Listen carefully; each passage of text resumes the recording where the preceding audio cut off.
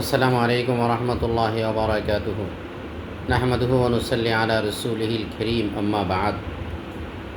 দূরে এবং কাছে যারাই আমার কথা শুনছেন দেখছেন সকলকে আন্তরিক মোবারকবাদ জানাচ্ছি এবং সাথে সাথে পবিত্র ঈদুল আজহার অগ্রিম শুভেচ্ছাও জানাচ্ছি।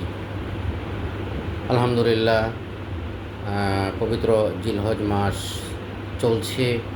আশা করি প্রত্যেকেই জিলহজ মাসের যে প্রথম দশক আছে, 10 দিন আছে, এবং 10 দিনের যে ইবাদতের কথা বলা হয়েছে সেটা আমরা প্রত্যেকে যার যার সাধ্যমতো পালন করছি এবং করতে যাচ্ছি।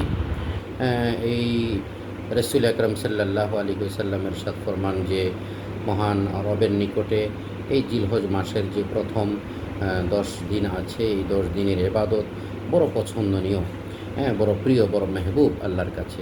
সেজন্য আমরা প্রত্যেকেই চেষ্টা করব এই ইবাদতগুলি করার জন্যে।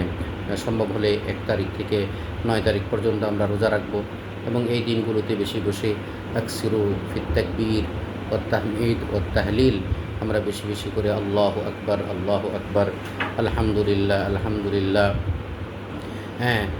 লা ইলাহা ইল্লাল্লাহ, এগুলো আমরা খুব বেশি বেশি করে পাঠ করার চেষ্টা করব।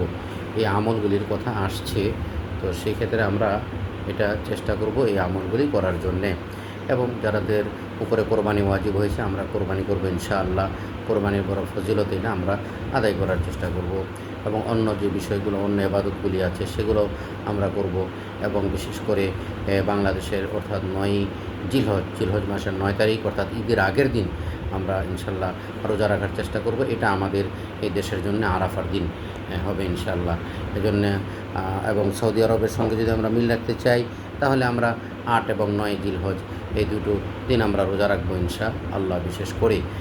তাহলে আল্লাহ তাআলা হতে পারে পিছনের 1 বছরের গুনাহ খাতা আল্লাহ মাফ করে দিবেন। আল্লাহ আমাদের সবাইকে আমল করার তৌফিক দান করুন। আসসালামু আলাইকুম ওয়া রাহমাতুল্লাহ।